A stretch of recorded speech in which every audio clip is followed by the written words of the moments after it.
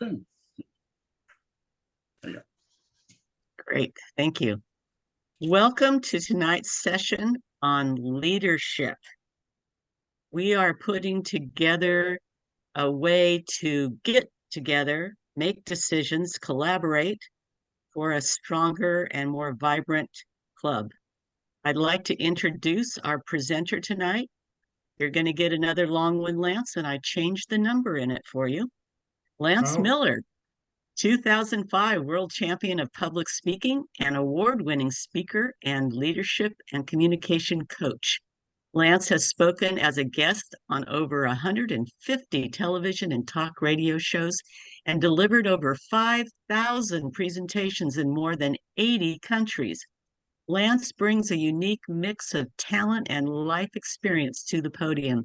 He has sailed from the Virgin Islands to Norway, flown a plane from Michigan to Key West, and crossed Europe as a hitchhiker. He has gone scuba diving under frozen lakes and reached 14,000-foot peaks. Lance speaks from the perspective of having lived life. He has gleaned life lessons and spread ideals of trust and responsibility around the world, even speaking at hundreds of civic forums about fundamental human rights. He helps people to hone life skills and write their own philosophy. Lessons of leadership, integrity, responsibility, and honesty are the hallmarks of his messages. Please help me welcome distinguished Toastmaster Lance Miller.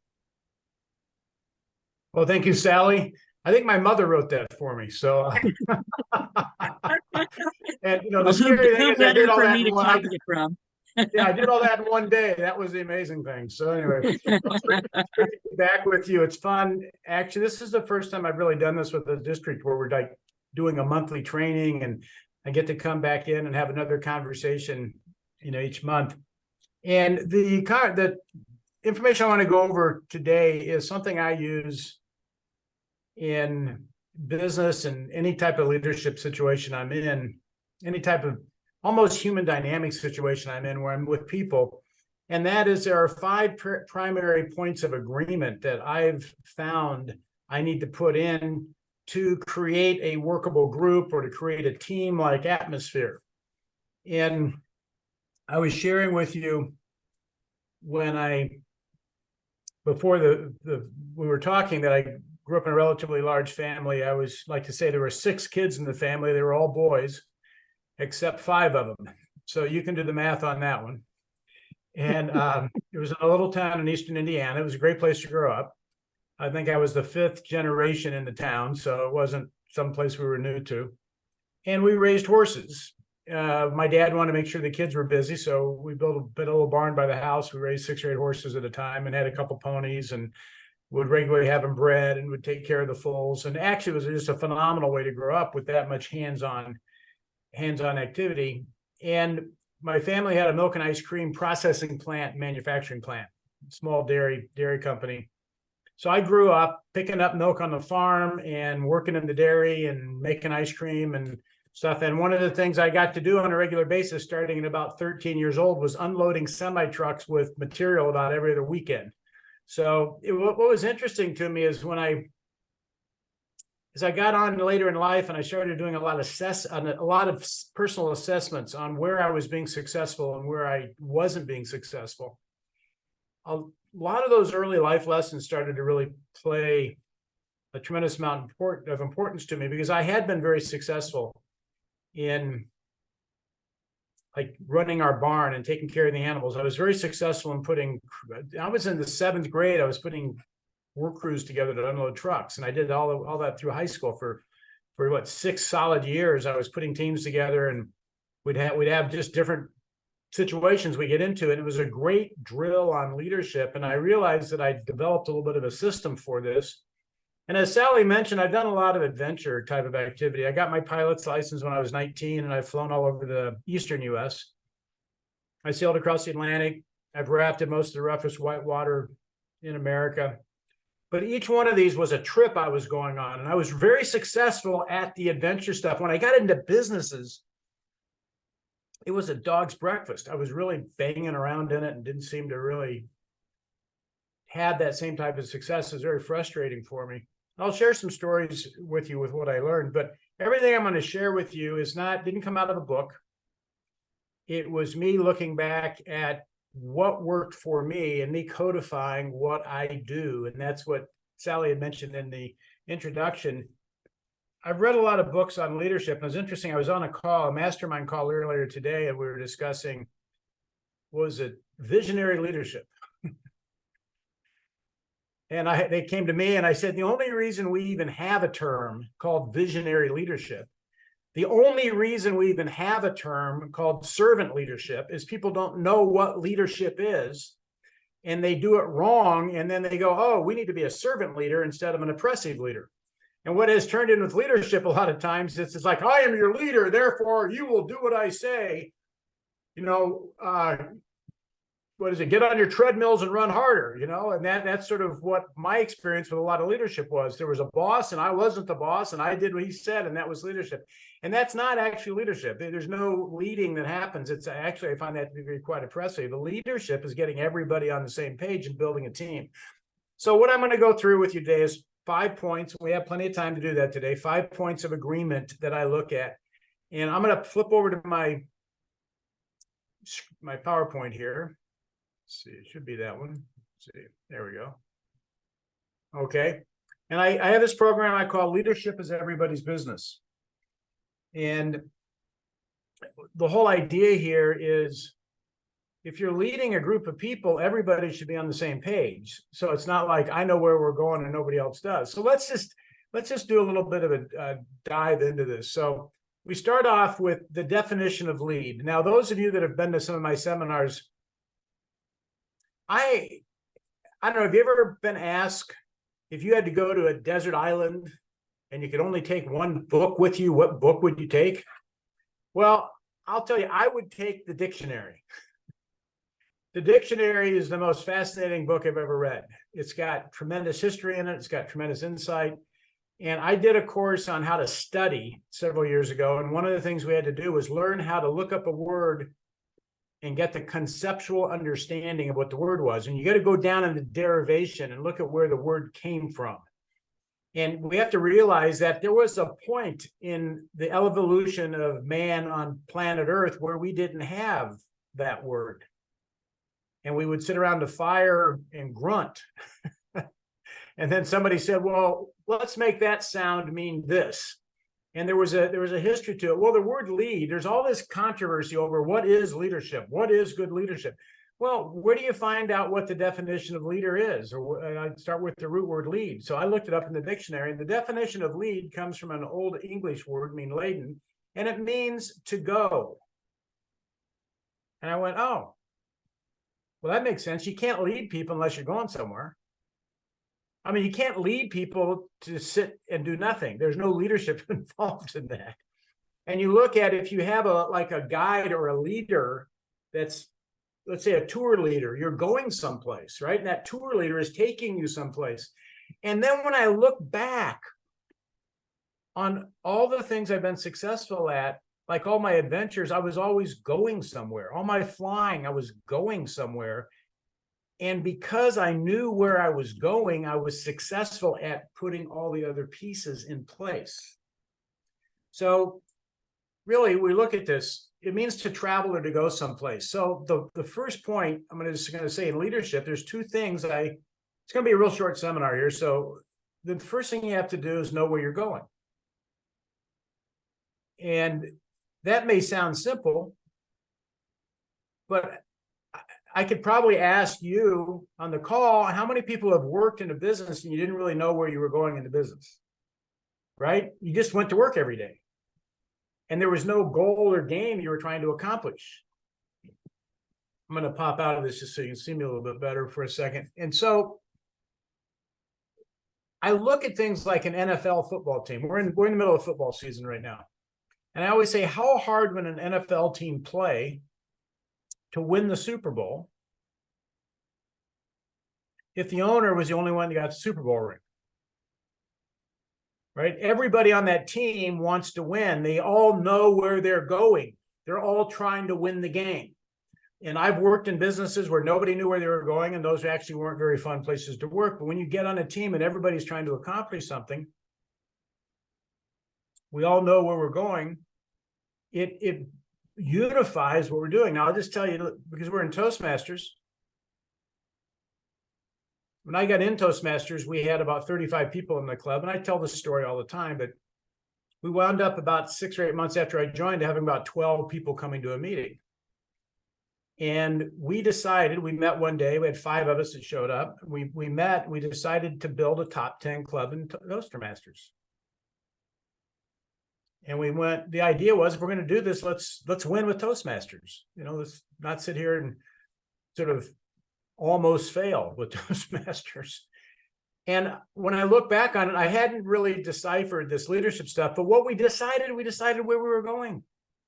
That's really what we decided. We decided to be a top 10 club. That's where we're going. And after that, all the actions behind what we did was to go there. And what I see with a lot of Toastmasters clubs is they never decide where they're going. They just meet every week. And they don't go, look, at the end of the year, we want to have 30 members and we want to have 25 people through 3 levels or something. We want to have, let's say, 30, let's say we want to have 25 members and we're 30 members and we want to have like 40 educational completions or something. That's where we want to be. You know, and that's the target. That's what we're trying to do. And the whole idea of just going, this is where we're going, blows a lot of confusion off, because everybody is, if you don't know where you're going, you're confused. It's just that simple. Okay. So the first point of agreement, which let me get back over here. Let's see where, here we go. Something around. Okay, it's knowing where you're going. Now, the second, there's 2 things in leadership. The second point in leadership is arriving there. Now, if you think about it, if you know where you're going and you arrive there, you're a leader because you're successful. Okay, so that's the end of the seminar. I hope you enjoyed it. It's really been fun to see you tonight. Sally, I really appreciate getting a chance to come and talk to you again. Okay. But arriving there is the problem. We all agree. This is what we want to accomplish. Arriving there is the problem. I'm going to go back and just a story on this was when I was back unloading trucks, I realized every weekend I had a truck. Saturday I had a truck to unload. It was a 40-foot, you know, full semi truck and they could be egg cartons, they could be paper milk cartons, they could be plastic milk crates. There are all sorts of things we unloaded. Where we were going was to empty the truck into the warehouse. That's where we were going, and I knew that was the target. And then and it wasn't always easy because we weren't real well organized. There wasn't a lot of coordination, and the other employees would just dump stuff in the warehouse. So at the time, I had to reorganize the whole warehouse, make enough room to get the truck stuff in there.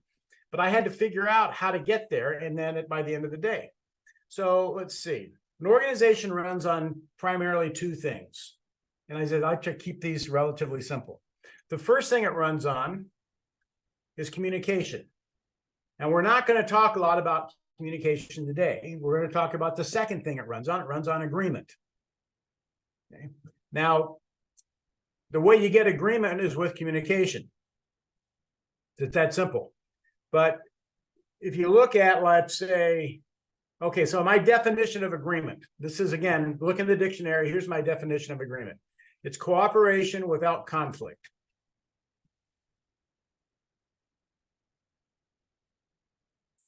So the question is, if you have conflict, what do you not have?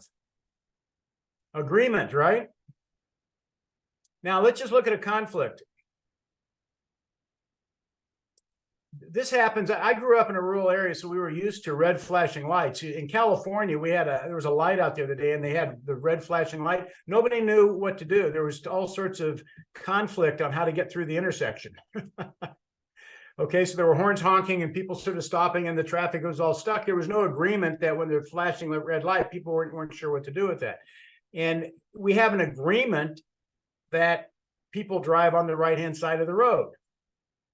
And if people drive on the left-hand side of the road, it creates a lot of conflict, right?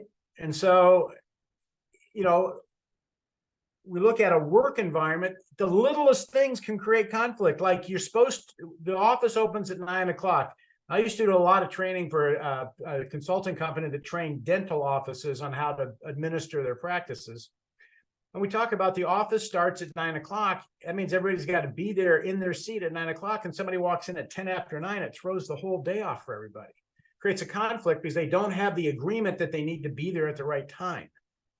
Okay? So cooperation without agreement. Here's the key thing. And one of the key things to take away from this, if you have conflict in your organization, if you have conflict in your Toastmasters club, you don't have agreement. And so the whole idea is to identify the areas of conflict and figure out what the agreement needs to be to resolve the conflict. And with that, this is a stock car race, it looks like, but I grew up again in Indiana, and so we had the Indy 500. You know, you talk about cooperation without conflict. A car pulls in the pits at the Indy 500 in 8.5 seconds. They change all 4 tires, adjust the wings, fill the tank with gas, and give the driver a drink of water. That takes a lot of agreement to do that. They got to work out all the different areas of conflict where they would be, the person would be at the wrong place at the wrong time, how to actually do everything. And so you look at your really, really professional organizations, they run on a really high level of agreement on what they're doing. Now, when you have a conflict, there's 2 things you can do. And well, there's actually 3 things you can do. I don't recommend the third one. But the first thing you can do is you can resolve the conflict. So that's where the way you resolve the conflict is you get an agreement to resolve it. The person isn't coming in on time, you get the agreement that they'll come in on time. So they're there, before 9 o'clock in their seat, ready to go. The other thing you do is you dissolve them. You dissolve the conflict. And really, those are your only 2 choices. You do have a third choice, which is to do nothing and maintain the conflict. And I don't recommend that because that's inaction, and maintaining a conflict in an organization continues to destroy it in the process of it. So I just say we either resolve or we dissolve, and that makes it really, really clear. Now, just an example of this, about a year ago, I have a new business I launched about 3 years ago. It's called TerraX. We have a whole portfolio of sustainable technologies for commercial buildings and agriculture application. And we're just in the process. We launched it right before COVID, which is not a great time to launch a business. We were dead for 2 years. It's been it's been challenging. We'll just put it that way. And so I had 3 partners in it. And one of my partners had lost his wife about 5 years ago, and he met this lady in Tampa. And he's all excited. So he's flying back and forth to Florida. And I said, look, that's fine, but we got to get the business off the ground. You can't be in Florida all the time. You got to be here working to get the business off the ground. And oh no, I'll be here. And last November, right before Thanksgiving, I thought he was going to go to Tampa for a week. He handed me his keys to his car and his apartment and said he was going to be gone for 7 weeks. Now I had a conflict. He needed to be in the business working to get it off the ground. It wasn't going to get off the ground without all of this making it happen. And so I had attempted to resolve that with him about 12 times. And then he left and walked out the door for 7 weeks and there was no coordination, no communication on it whatsoever. And so I had no choice but to dissolve it. But I knew I had 2 choices. I can either resolve it or dissolve it. When it didn't resolve, when he came back in January, I dissolved it immediately and dissolved his partnership in the business. And it wasn't necessarily an easy thing to do. He'd been a 30-year friend of mine and whatnot, but those were the 2 choices if my business was going to stay alive. Okay. So on that. Now, so the 5 points of agreement. The first one is, where are we going? Your goals, your objectives, the end game. Okay, that's the first point of agreement. And I've talked a lot about that, but that is the thing. Where are we going at the end of the day? Okay. Now, this is the map when I sailed across the Atlantic. Now, if you look down here in the left-hand corner, this is the Virgin Islands. This is where we started. Now, we were going up here in the upper right-hand corner, up to Norway. That's where we were going. Now, when we got on the boat in the Virgin Islands, we knew where we were going. Now, just imagine this. If we got on the boat and one person wanted to go to Nova Scotia, somebody else wanted to go to Portugal, somebody else wanted to go to Morocco or the Canary Islands, and God help us if somebody wanted to go to Brazil. Do you think you would have any discord, any conflict on that boat when somebody's at the helm sailing in a direction? We're not sailing in the same direction. And a lot of times In a Toastmasters club, in any organization, if you don't know where you're going, you're going to have conflict all the time because everybody in their own mind has an idea where they want to go. Okay, and we've seen that over and over again. Okay, so the second point is, why are we going there? Now, Simon Sinek wrote a great book called Start With Why. I wish I had written it because I talk about this all the time. But the why is the purpose. It's the reason. But quite honestly, there you go. Sally's got it right there. The why is very important. And one of the things I've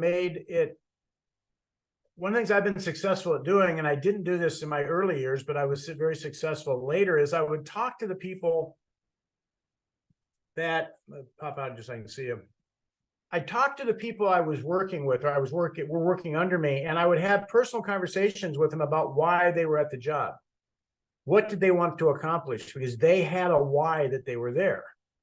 And I needed to understand. Sometimes it was they wanted to save enough money to go to school. They're trying to buy a car. They want to get engaged, or they want a better apartment. There's things they wanted, the reason they were there working. And I had a why for them being there. And I would tell them the why I had, that I need them to show up on time, and this is what we need to accomplish, and this is my why for you being here. And when we discussed that, it was amazing the amount of personal agreement we got on the table. Because our purpose in life is a huge component. As I get into a whole thing on the meaning of life, and a huge thing of the meaning of life is, or the meaning of living really, is putting energy into our purpose. And when we're blunted and not able to achieve our purpose, we feel dead.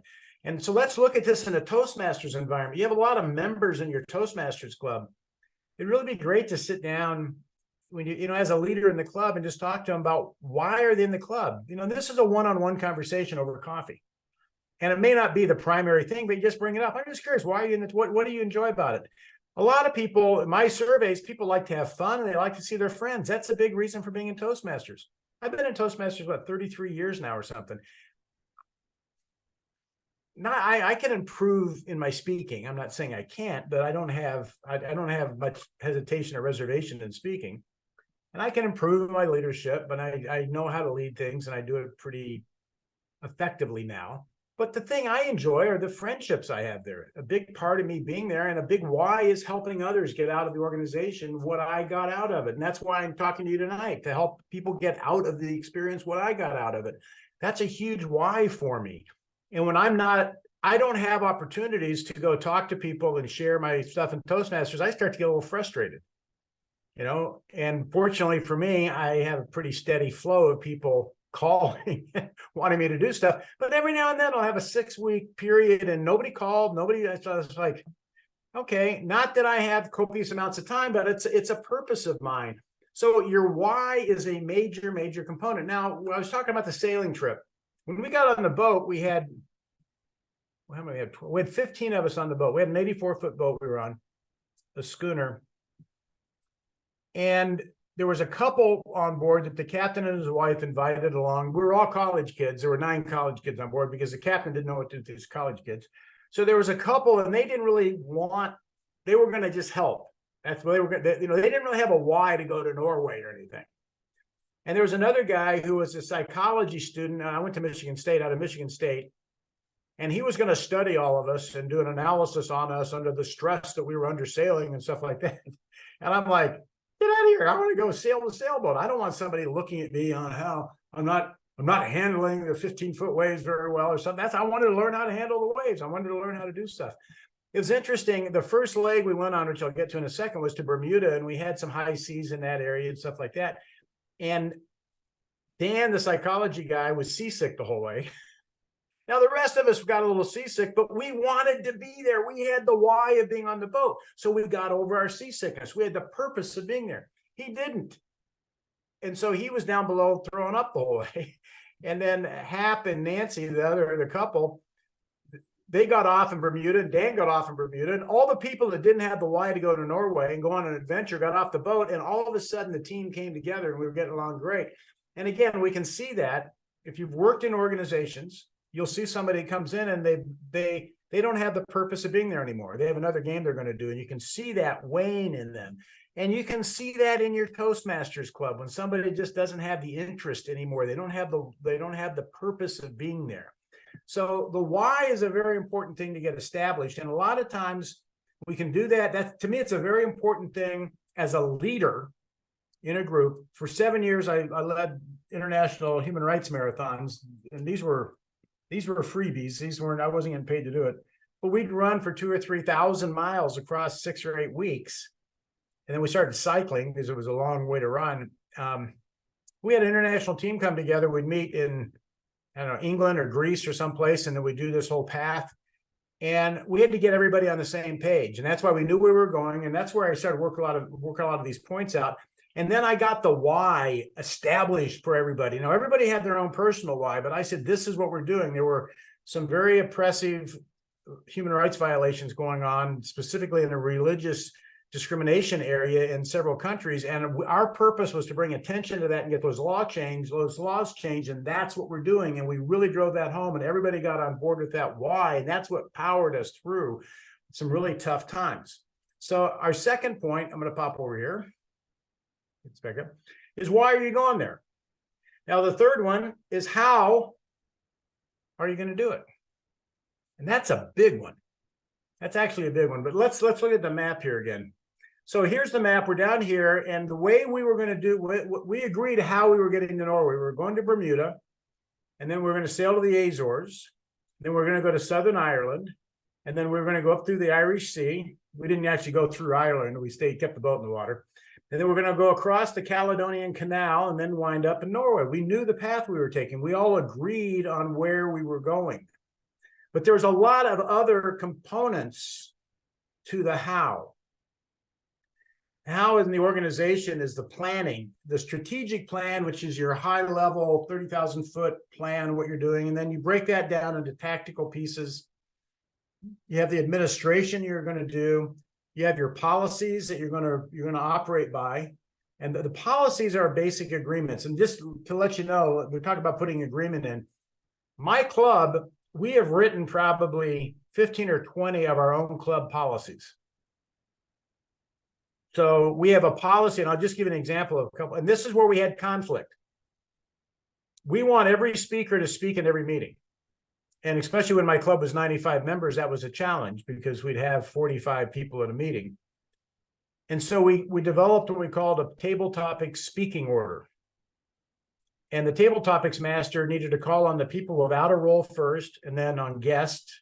So the people without any role or guest got called on first, and then the functionaries got called on, then the coaches got called on, and lastly, the speakers got called on. Because we'd always have a table topics master that would ask a speaker to stand up through table topics, and they're given a 5 to 7 minute speech, or they'd ask a coach, and a coach is given a 3-minute speech that day. So and then other people didn't get to speak, and then because they had the purpose of improving their speaking, that was their why. We weren't organized to deliver their why. Then they started getting frustrated with the club. So we wrote a policy to handle the conflict. Now, another conflict we had is we had conflicts in our club. Put 95 people together, I'll guarantee you there's nothing in humanity you don't see. We saw romances spring up. We saw breakups spring up. We saw, marriages, and we saw divorces. And as I always say, we saw births, and we saw unexpected births. There were all sorts of things that occurred in the club, but we had one guy in particular. Well, that's a whole other story. I'll get into that. We would have, and maybe you see this happen, 2 members in the club start to argue, so they send emails copying everybody in the club with their argument. And what it does, it riles up and creates discord and conflict with everybody in the club, and nobody knows what's going on, and then everybody starts chiming in, and it turns into this whole brouhaha of this negative emotion that's going into the club. So we wrote a club policy on how to handle upsets. And here's the policy on how you do it. And, we had like a 4-step program, and you go to each step gradually. And the last step is you have to meet with all of the past presidents of the club, which there's like 12 of us now, and sit down, and nobody wants to sit down with 12 people and explain why they can't handle their problems. So they usually handle it. But we write policy to put that agreement in on how we're doing things. And then the resources, the money, When we were sailing across the Atlantic, when we were in the Virgin Islands, we put 100 dozen eggs on board. And we dipped them in hot water to seal the wax in the shell so that they wouldn't rot. I never didn't know that, but they lasted the 8 weeks we sailed across the Atlantic. So your organization step goes in a major way here. So it's how we're going to get there is the next one. Now, the next one we have is who is doing what. This is a big area that develops all sorts of conflict. Two people are trying to do the same job, or there's a job somebody's supposed to be doing and they're not doing it. And that creates a conflict because some critical task in the organization is not being covered. And so in our Toastmasters group, I think the last one I did was how to build the team. And we talked about the vice president of public relations, sergeant at arms membership. We created the buckets that covered all the functions in the club, and we knew what person was responsible for it in the club. And therefore, if we have a problem, we go to that person because we know who is doing what in the club. Now, just as an example, when I was leading these runs across Europe, I would divide my team up that a lot of times we'd camp. The first year was we'd camp because we didn't have any money to do these things with. So I had certain people that pitched the tent, certain people that got the dishes out, certain people that, started getting some water together for us when I had a running person, a person who was in charge of the runners. I had a person who was in charge of the van. I was in charge of overall logistics. We knew who was doing what so that we could work as a team and everybody would know who to go to resolve the problem. Now on the sailboat, we knew when we were sailing, we knew who was responsible for raising certain sails and trimming certain sails. We knew the person that was at the helm. And every 9 days you were in the galley. We knew you were called the galley slave. You had to go, fix the food in that. We knew what position we were in all the time. It was a great example on how to put a team together. Okay. And now our fifth area is what metrics are you measuring? Now, I think it was last meeting. No, it wasn't. Here's the point. You can't manage something you can't measure. It's that simple. I know, remember last week, if you were here, or last month when you were here, I talked about the team and how I wanted a hard metric for every single individual. Every officer position had an objective metric that we could measure what they were doing. It wasn't an opinion. It was an objective metric. And the sergeant of arms was a functional meeting space with an on-time start. So that we knew if the meeting started on time or not. We knew if the meeting space functioned or not. And the vice president of public relations was the number of guests that came in. Pretty clear.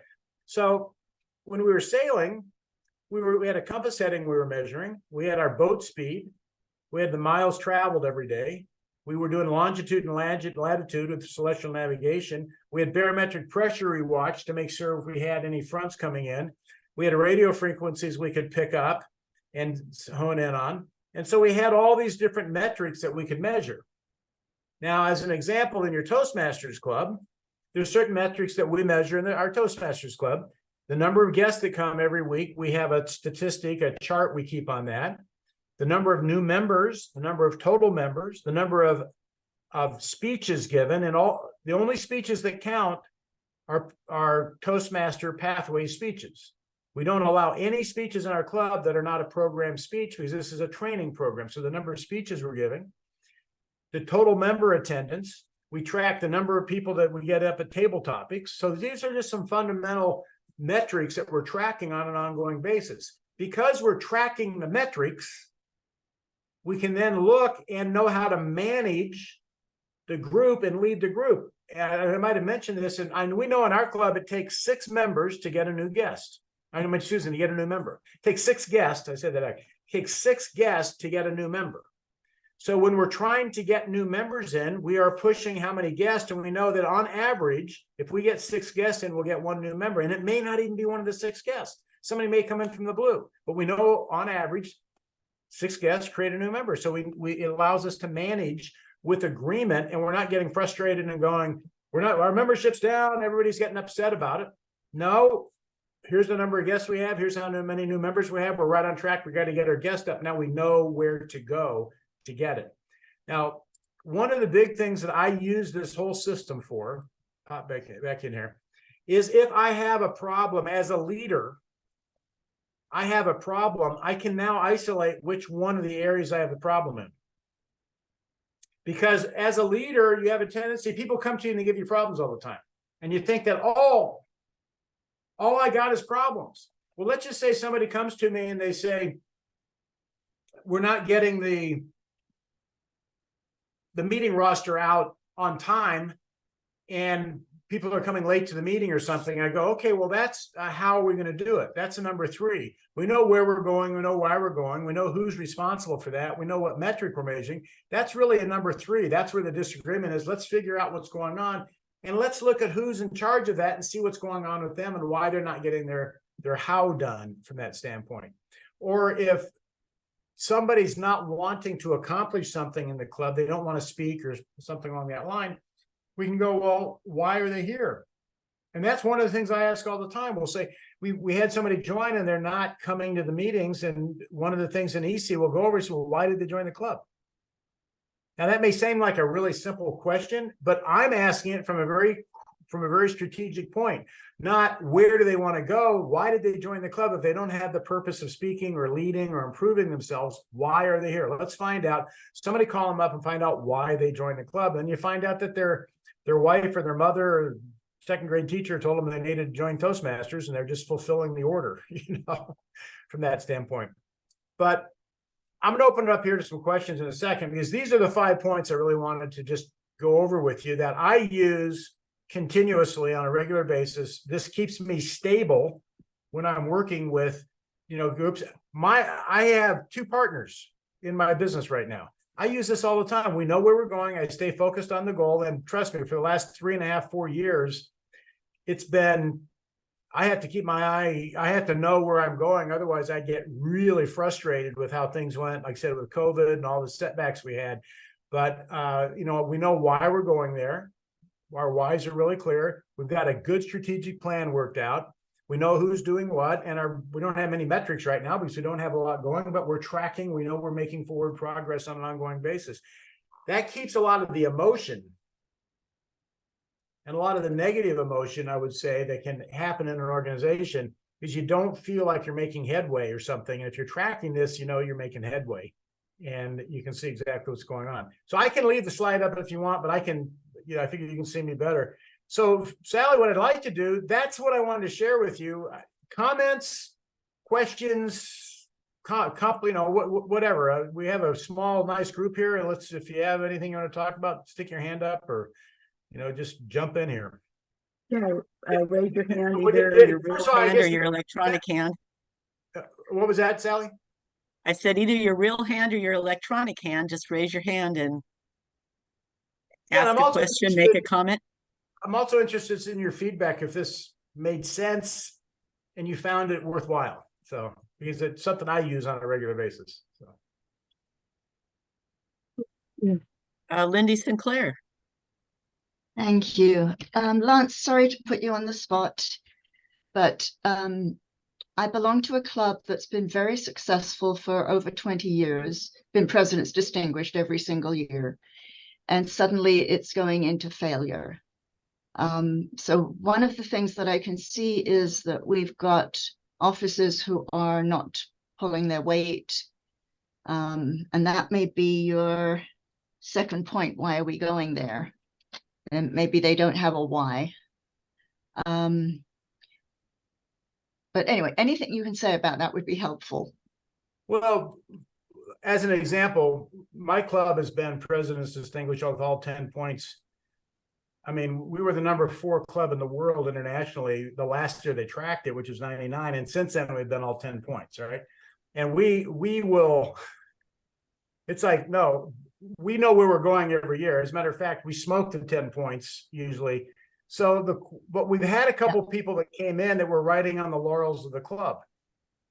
And the club's always been successful. So they came into leadership and they thought they would just show up and the club would just roll along without them actually leading it. And that was part of their leadership learning that they had to do, because one of the things with Toastmasters is we put incompetent people in positions until they become competent, and then we remove them and replace them with another incompetent individual. Okay. So without really getting into it, do they want, that gets into why do they want to be President's Distinguished? Do they want to have a successful club, and do they know how to do it? Those are some of the things I would, would discuss with them. But yeah, I think the answer is no. I think that we have quite a lot of new members who don't have the history of 20 years of being consistently President's Distinguished, so they don't know what it is, what it means. They don't think they care. I'm the founder of the club, so I'm feeling deflated and as though I can't pull the club along anymore. And if I don't think there's anybody else who will. And part of what my thinking is, it might be beneficial, Lindy. We can take this offline, but to have one of the district leaders come in and do a moments of truth with the club and just talk about the why. Talk about the why with everybody, because I think Lance has given us that's some a good idea. really important tools. Yeah, So yeah, check in that would with be me good. yeah, later.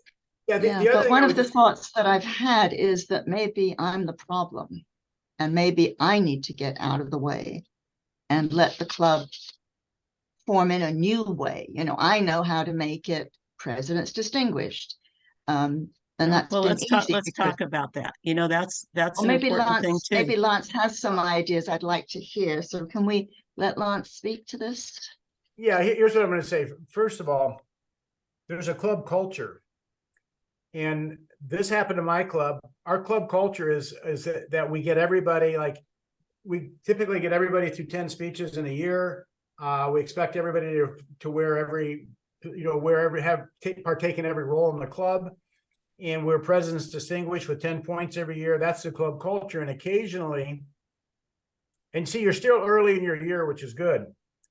Because if it was May, it would be a hard thing to do. But right now, it's a little bit time to sit down and they get religion, which is, I'm not trying to step on anybody's religion, but we say we have a come to Jesus meeting. And we say, this is what this club is. We've been President's Distinguished for 20 years, and that's why we are successful. And that's why you wanted to join a successful club.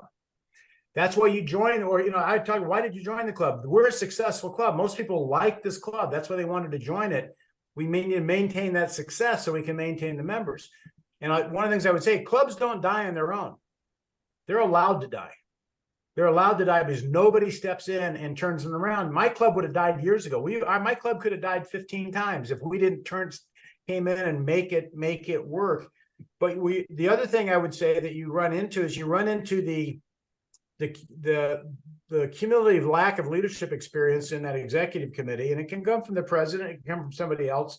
But so many people, because I talk about this oppressive leadership component that we've grown up with, people learn to come to work and do the minimum they need to keep their job instead of figuring out how can I make my job the most successful. And if you do that in the Toastmasters group, it will fail. But I think there's some stuff on Toastmasters is a different experience than going to work, because the success or failure of the club is directly related to the cumulative leadership experience of the people running the club. But to Sally's point, we can talk about this for 3 hours and not get down to exactly what's going on. But I would think sitting down and having some one-on-ones with people and saying, this is what we expect. When you're as the founder, you're in a strong position, I think. This is what we expect of the club. We're always President's Distinguished. This is why President's Distinguished means the members are winning. If you do that, that's just the minimum you really need to do to keep a club successful. So I think having some good heart-to-hearts and one-on-one meetings with people and find out what's going on and see how they see what's happening with them. So thank you. Anyway, and I will take Sally up on her suggestion too. Thank you. Yeah. David and Patty, it says on your little ticket. Oh, can you hear me? I can hear you. Yes. Well, I don't know what this will sound like, but I've been a member for Toastmasters for quite some time. And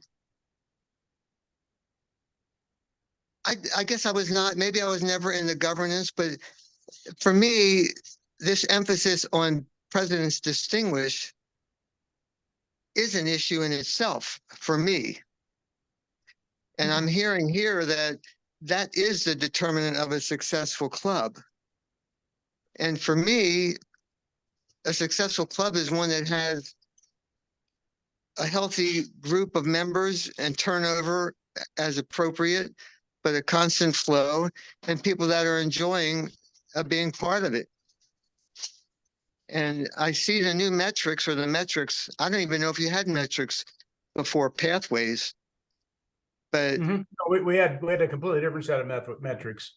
But yeah. Well, has anybody thought that pathways could contribute to some of the issues?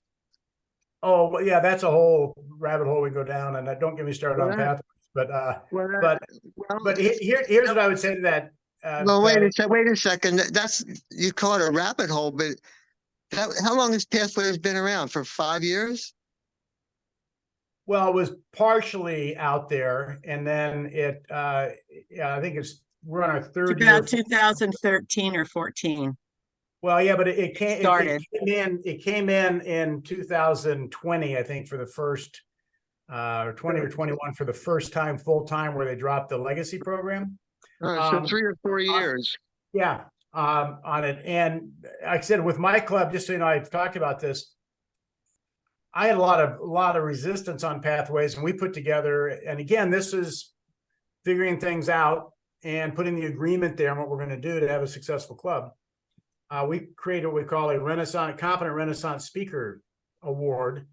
And we just sort of pushed pathways off to the side and said, do 10 speeches. We want you to coach 10 times. We want you to be a functionary 5 times and be the top 3, the table topics master, the general evaluator, and the Toastmaster once during the year. That's 28 positions. And if you do that, you get a competence Renaissance speakers award. And that put us back sort of on the old legacy program where we wanted people to do 10 speeches. But Lance, did you do that? Lance, excuse me, did you do that at the club level? Yeah, we just did it in my club. I'm the one that came up with that. Well, when I speak about changes like that or ideas at the club level, I feel crucified by some of the members who are just sold on all they can think about is pathways. Well, here's the thing, is this is what I've seen. A lot of people are really good at following the rules. They're good at following the instructions. And now what I want to make sure is the thing we're doing works, and I want to make sure everybody is getting the benefit of the program. Okay, one last question. Do you think, as you're demonstrating, that clubs should exercise some independence and autonomy at the club level to do things that they... Yes, but I think we have a Toastmasters program. I said we need to stay on that Toastmasters program, but you need to figure out what works at your club level to keep your members on that Toastmasters program. I don't think we need to the degree you don't do the program, you're not doing Toastmasters. So let's just say you say you don't have to do you can just give a speech. Well, it's a training program, and we're working on certain criteria in each speech. And as flawed as Pathways is, we still have a judging form, and we still have a certain objective we're trying to achieve with that. And so we always work within that. But you need to figure out what keeps your members motivated. And I said we came up with our Competent Readers Renaissance Speakers program, and everybody loves it because they do 10 speeches, coach 10 times, functionary 5 times, and table topics, general evaluator, Toastmaster. One last thought. I promise it's the last thought. It feels to me like Toastmasters International has created Toastmasters University with 300 competencies, 11 pathways, 14 projects per pathway.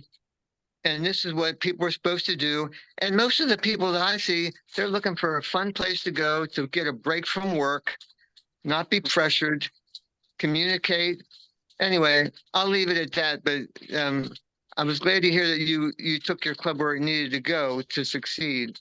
Yeah, I'm just going to say this. We're going to go on the next person. To me, the benefit of Pathways in life is that how many times at work you get some crazy program that comes down you're supposed to implement written by somebody who's not even in your department, and you got to figure out how to make it work. And what we did, we figured out how to make Pathways work, but we used a lot of the things that worked in our club, and we just adopted that and sort of fit the Pathways program into it. So you can figure out how to make it work for yourself. So all right. Thank you for allowing me to speak, Lance. You're very welcome. I'm glad you spoke up. Thank you. Mary. Yes, thank you for taking my question. I guess I have comments and questions, but I wanted to say that I really like your approach to figuring out how to make it work in your club. My club has, I'm the president of my club now, and I've been a member for a long, long time. I was a charter member of this club about 17 or 18 years ago. So, and I've always held an executive position. So this is probably the second or third time I've been president, and it feels really different this year. It feels different because, I guess, partially because of Pathways, but it's also because we've really figured out how to make Pathways work for our club. We're at the point where most of our members don't even know what a legacy program was.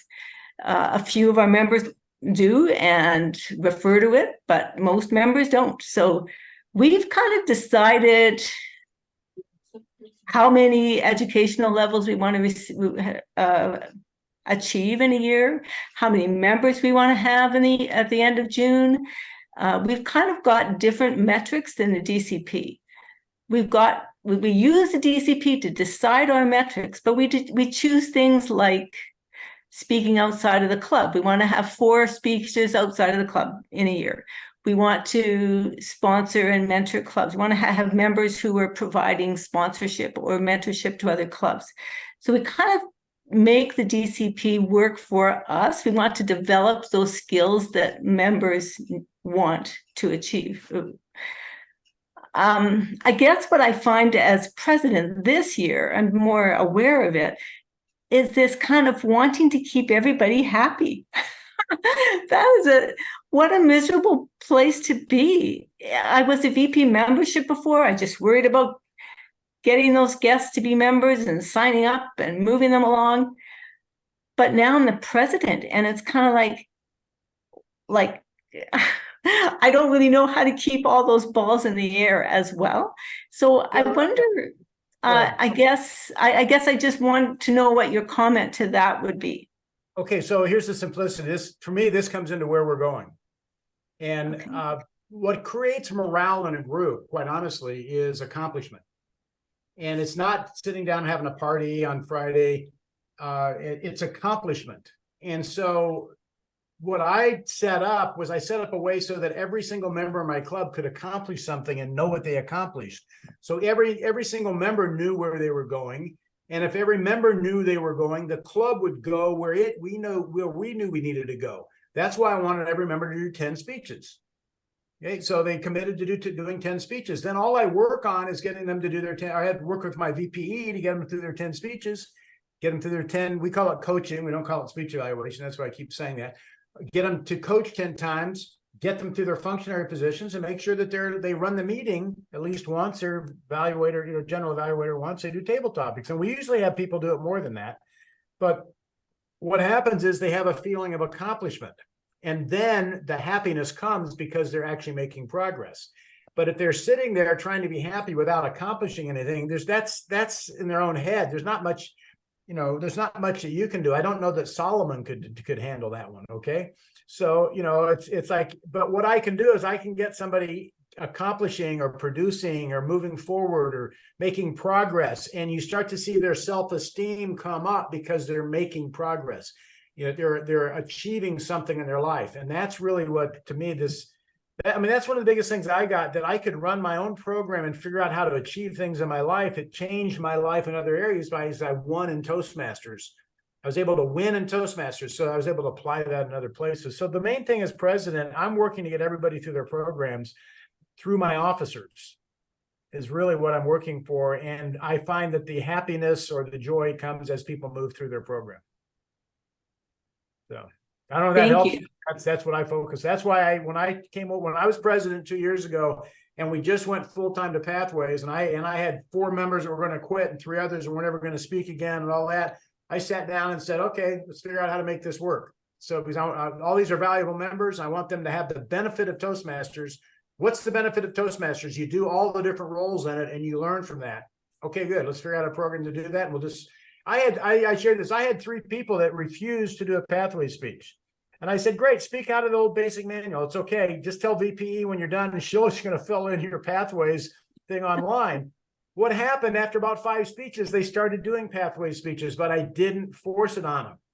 I said, speak that way. And after a while, they weren't made wrong.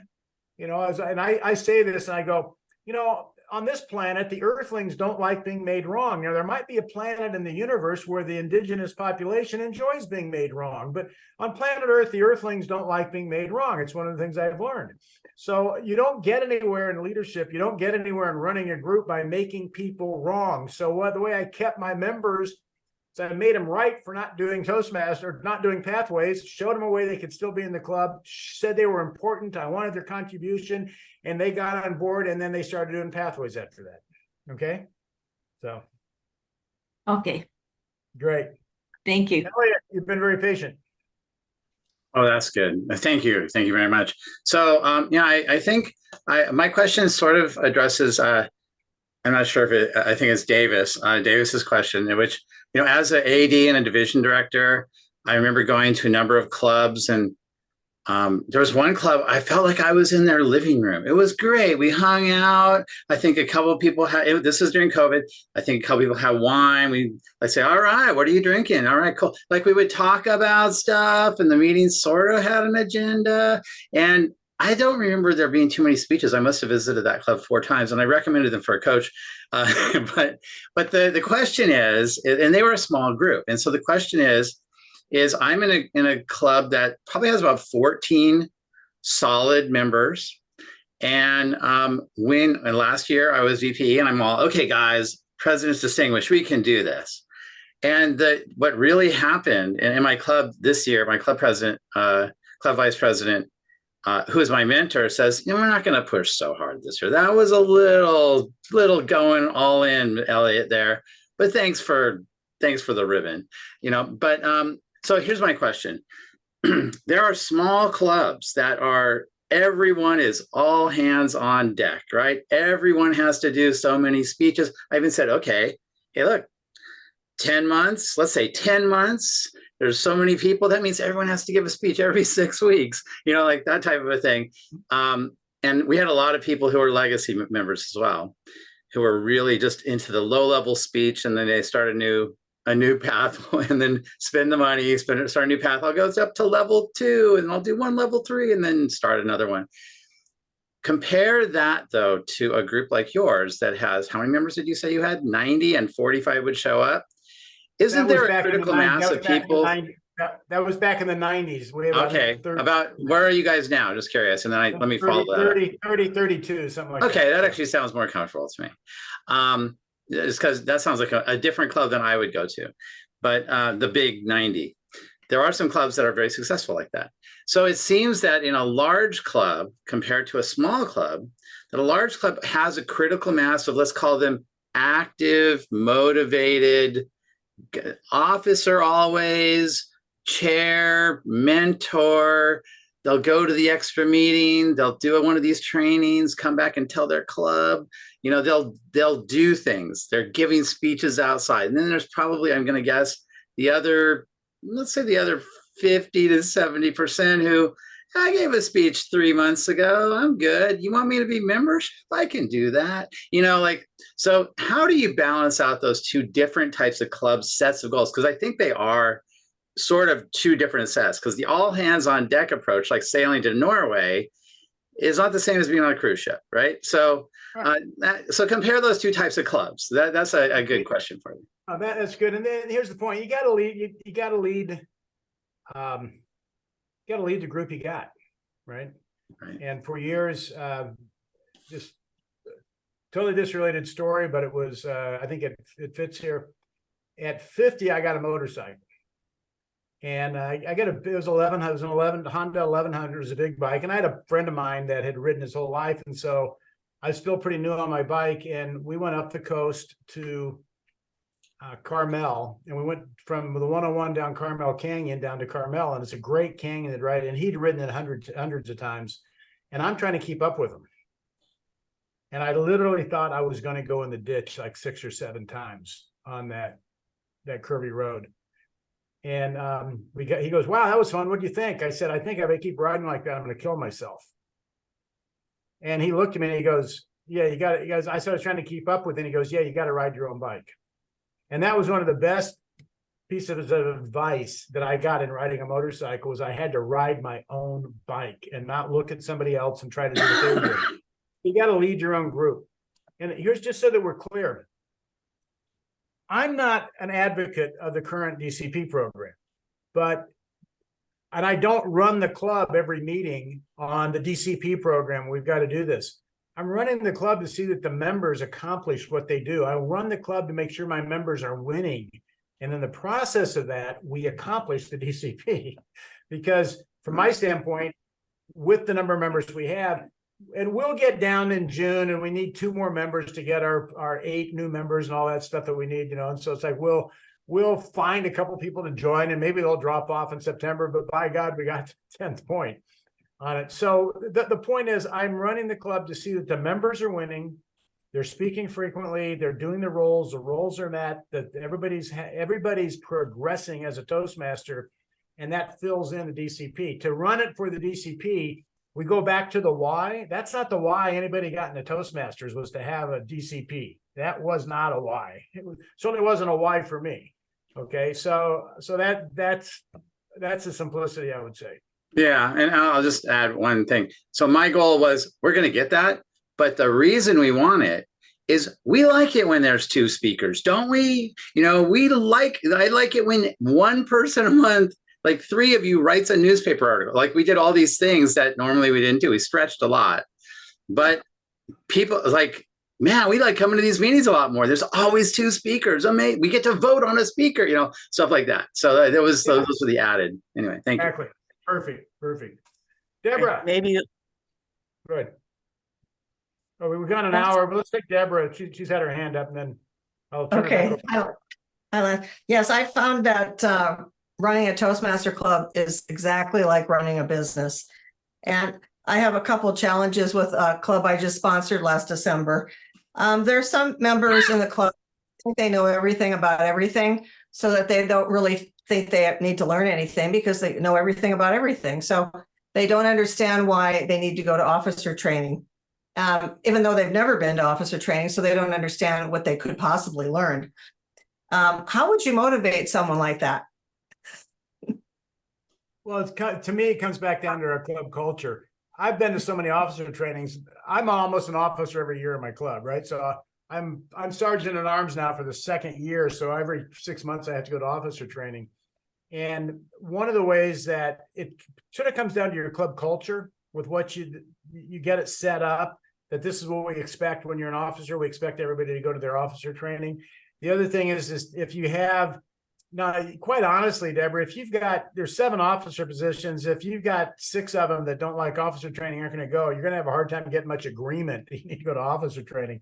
But if you have, let's say, 6 of them that go to officer training, and one says, I'm not going, we say, oh, come on, we all need to get officer training.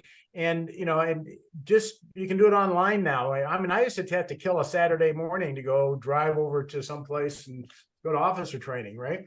So it's sort of sitting down and just talking with the person and say, we get credit for it, and do it and see if you learn something. Maybe there's something that you can learn to help make the club better, but I would try to find a purpose for them to go to officer training. I will tell you, having worked with all sorts of people in my life, people that feel they know it all are some of the most difficult people to work with of any, because they're not receptive to anything else. And I've run into that. Usually I've done I've been brought in as a key executive on a lot of startups, and the entrepreneur founder just wouldn't listen. He felt he knew it all. He wouldn't listen to good reason. And that's been in the workaday world that I've run into that. But here's what I would also say. Those things I struggled with in Toastmasters, I discovered I struggled with in life. And I learned to deal with them in Toastmasters. And then I learned to deal with them. I figured out I could deal with them in life. And so I always tell people, there is nothing that I run in Toastmasters that I was not having problems with outside of Toastmasters.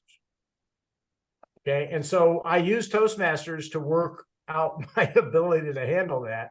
And I sort of made a game of it. And I've said this in a number of conversations. Toastmasters, is a great organization. See, one of the most wonderful things about Toastmasters is that we accept anybody in this organization. But one of the biggest problems Toastmasters has is the fact that we accept anybody in this organization, because there are people in Toastmasters that could not belong to any other organization, and we welcome them with open arms. And I would have these odd personalities in my club, and I would go, where did this person come from? I know they're walking across the border. I think they're beaming him in from other planets right now. Okay, where did this person come from? And every time I did that, I would be in another organization. I would be on a customer call, handling a customer. I would be someplace else, and that same personality would walk up to me, and I would go, oh my God, you're just like that person in my Toastmasters club, and I know how to work with you. Okay, so look at it as a challenge of learning how to work with them, and don't be afraid to mess it up. You know, go talk to them. But I would just say, I always try to put the care factor in front, and I never try to be hard. Toastmasters is not a place that we're mean to people or we're hard on people. You know, it's a volunteer organization, and so we have to keep it light and keep it fun. Okay, well, thank you. And then there's another club I have a different problem with, which is losing members very quickly. And I feel it's because of a certain personality in their group, which is a very, let's just say, different person. The person is committed to helping, but also the behavior of this person mumbles and does things while maybe a guest is there or while your meeting's going on, and they don't understand their behavior, what's going on. And I'm not we're not psychologists, so I'm trying to figure out how to manage this person's behavior so that we can get new guests and new members and retain them and have what appears to be a very organized and fun meeting. But when someone keeps interrupting during the meetings and mumbling because they're focused on their computer or unfocused, whatever, I'm kind of at my wit's end. Okay, I got it. And just so you know, we had one of those in our club. Okay. Okay. There's a couple of things I would recommend. First of all, do an exit interview when people leave. Call them up, say why'd you leave. Find out why they're leaving. Okay. So that it may be that, it may not be that, but that's really disturbing. We had a member in our club who sat right in the front row and would talk to the speaker while the speaker was talking. And we go, oh, tell me more about that. Oh, that's incredible. And while it was driving everybody in the club nuts. Bigger problem was they didn't know they were doing it. Because I was brand new in Toastmasters and I was treasurer, but the president, I sat down with them to talk to, and I'm using a general pronoun here, so I don't get myself away. Sat down with them and they were going, what are you talking about? Which was very odd. But through Toastmasters, what we did, we worked with them on, and here's what I would recommend on, everything in Toastmasters is a learning experience. Yes. And sometimes we have to learn how to be an audience member. Yes. Not something we look at too often, but we have to learn how to be an audience member. We learn to clap. We learn when the speaker's speaking, we're not on our cell phone. We are giving the speaker the attention and stuff. And I would also, I think that having in a conversation, say, you need to talk to this person personally, one-on-one, and say, just, everything we do is to be an effective audience member on it. And I'm getting a lot of comments from several of the members. So it's not you.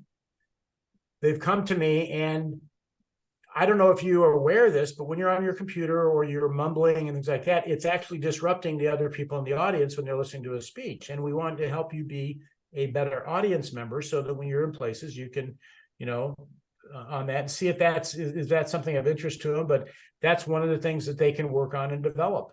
And I'm sure that, like I said, we accept anybody in this organization. And there are people that couldn't belong to any other organization in the world. And that's probably one of them. So okay, thank you. That's what it is. Sally, back over to you. Okay. All right. Thank you so much, Lance. Thank you, everybody in the room. This program it has been recorded. It will be posted to the District 57 YouTube site, and we'll be letting you know through newspaper articles when it'll be up. But also just Elliot is always giving you that address, so check out what's on YouTube. We've got quite a few educational sessions that are posted, and we'll let you know when Lance is coming back. So thank you so much, and thank you, Lance, for the support you're giving to District 57. Good to see everybody again. Thank you for having me. All right, thank you.